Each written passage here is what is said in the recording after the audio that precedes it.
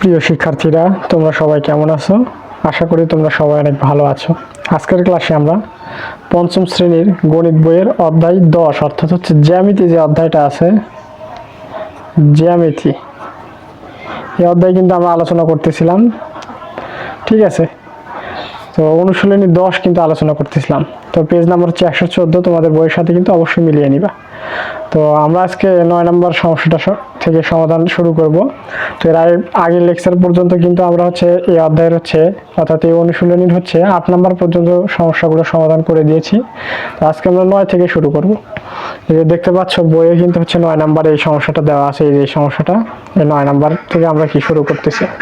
তো এখানে দেখো 9 নম্বরে কি বলছে, 4 সেন্টিমিটার ব্যাসার্ধ বিশিষ্ট সমান 5টি বৃত্ত আঁকা আছে।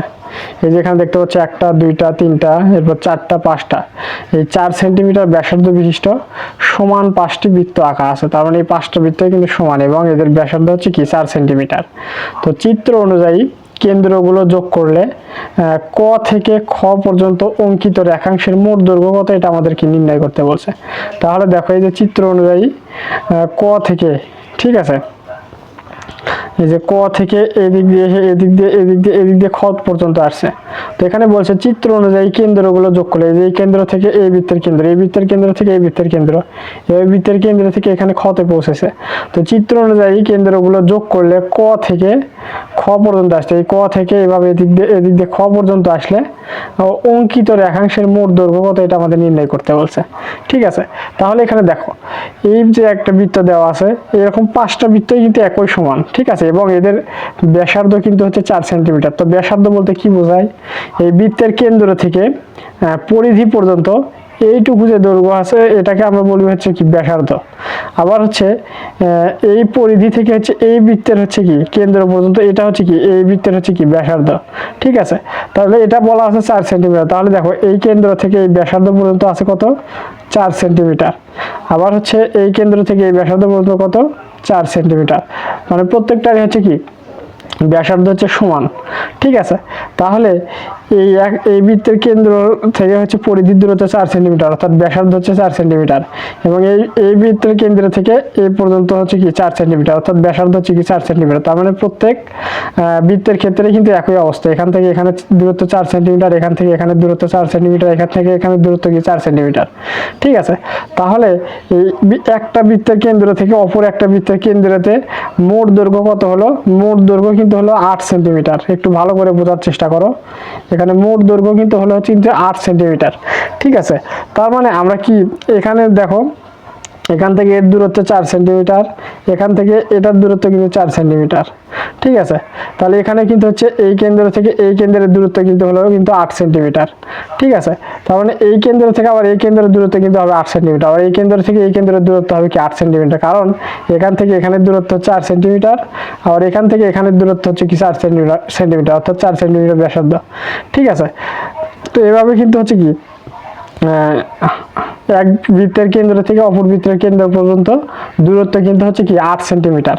তো এখন দেখো এই বৃত্তের কেন্দ্র থেকে এই বৃত্তের কেন্দ্র পর্যন্ত যদি 8 সেন্টিমিটার হয়, এখান থেকে এখানে 8 সেন্টিমিটার, এখান থেকে এখানে 8 সেন্টিমিটার, এখান থেকে এখানে 8 সেন্টিমিটার। তো এখানে দেখো আবার কিন্তু হচ্ছে ডাব্লু আকৃতির কিন্তু একটা হচ্ছে কি ইংরেজি যে হচ্ছে লেটার আছে, ডাব্লু আকৃতির কিন্তু হয়েছে একটা। তো যাই হোক, তো দেখো এখানে তাহলে এই কেন্দ্র থেকে এই পর্যন্ত 8 সেন্টিমিটার, তাহলে এখানে এরকম কয়টা আছে, এই কেন্দ্র থেকে এই পর্যন্ত একটা, এখান থেকে 2টা, তাহলে এই কেন্দ্র থেকে এই কেন্দ্র পর্যন্ত তাহলে 2টা হলো, এই কেন্দ্র থেকে এই কেন্দ্র পর্যন্ত 3টা, এই কেন্দ্র থেকে এই কেন্দ্র পর্যন্ত কয়টা হলো, 4টা হলো। তার মানে এক কেন্দ্র থেকে আরেক কেন্দ্রের দূরত্ব এরকম হচ্ছে দৈর্ঘ্য আছে কয়টা, 4টা। এই যে একটা, এখান থেকে এই কেন্দ্র 2টা, এখান থেকে এই কেন্দ্র পর্যন্ত 3টা, এখান থেকে এই কেন্দ্র পর্যন্ত কয়টা, 4টা। তাহলে আমরা যদি সমাধানে আসি, তাহলে এই যে 8 সেন্টিমিটার আছে, 8 যোগ 8 যোগ 8 যোগ 8, যেহেতু হচ্ছে 4টা দেওয়া আছে, তাহলে এরকম যোগ করলে কিন্তু আমরা সমাধানটা পেয়ে যাবো, কিন্তু আমরা যোগ করব না। তাহলে দেখো আমরা সমাধানটা কিভাবে করতেছি, যে একটি বৃত্তের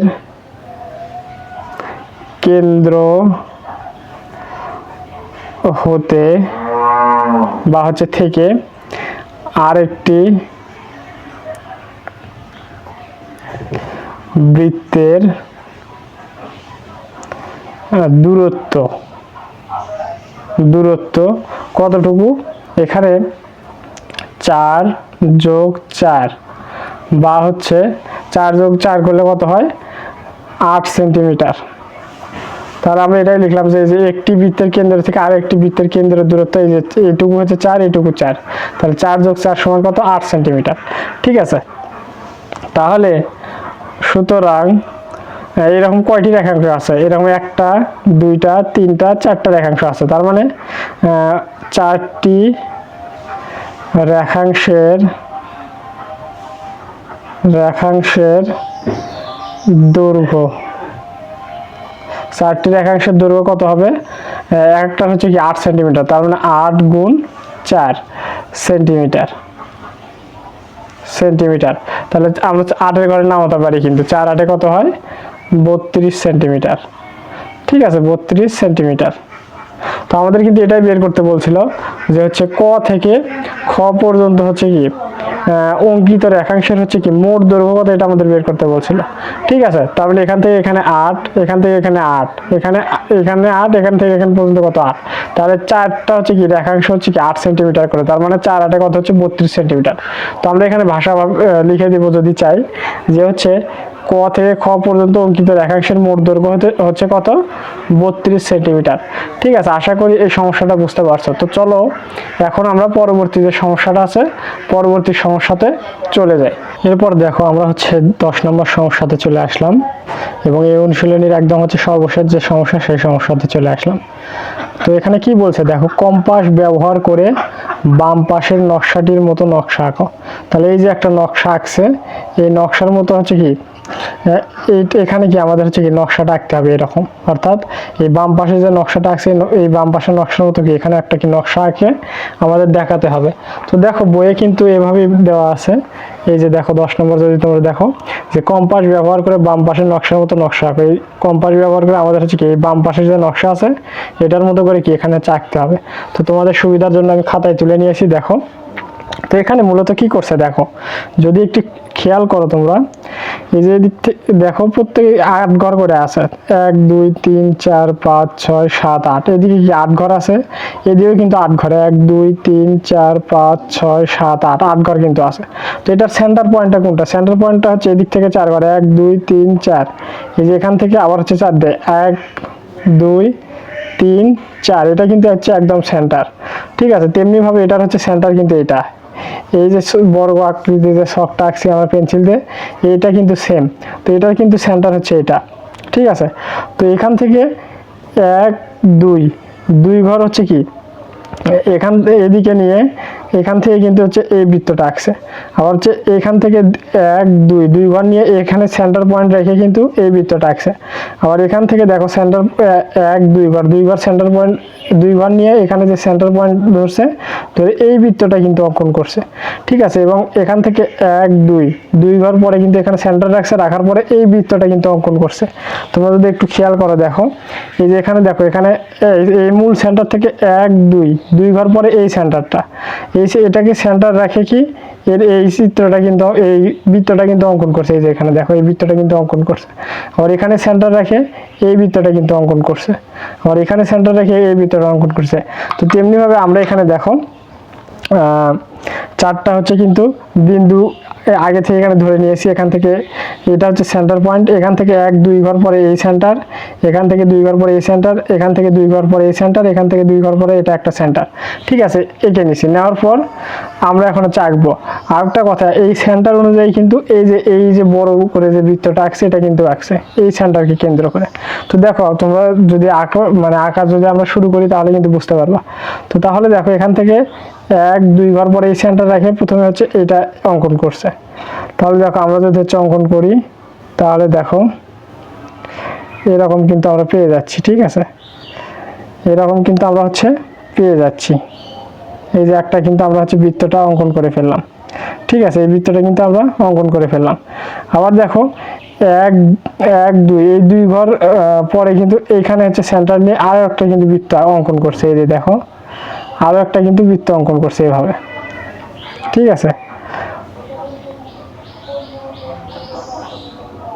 এই যে বৃত্তটা কিন্তু অঙ্কন করছে। তাহলে এরপর দেখো এখান থেকে এই সেন্টার থেকে হচ্ছে এক দুই ঘর, এই দুই ঘর নিয়ে কিন্তু পরে হচ্ছে কি সেন্টারটা রাখছে। রাখার পর দেখো এই যে এই বৃত্তটা কিন্তু অঙ্কন করছে এইভাবে, কিন্তু এই যে এই বৃত্তটা দেখতে পাচ্ছ, এই বৃত্তটা কিন্তু অঙ্কন করছে। ঠিক আছে, তাহলে দেখো আমাদের তিনটা বৃত্ত কিন্তু অলরেডি হচ্ছে হয়ে গেল। এখন করছে কি, এই যে এখান থেকে নিচ দিকে এক দুই ঘর পরে এখানে সেন্টার রেখে আরও একটা কিন্তু বৃত্ত অঙ্কন করছে। ঠিক আছে, আমরা যদি মাপতে নেই তাহলে দেখো এই যে এই বৃত্তটা কিন্তু অঙ্কন করছে।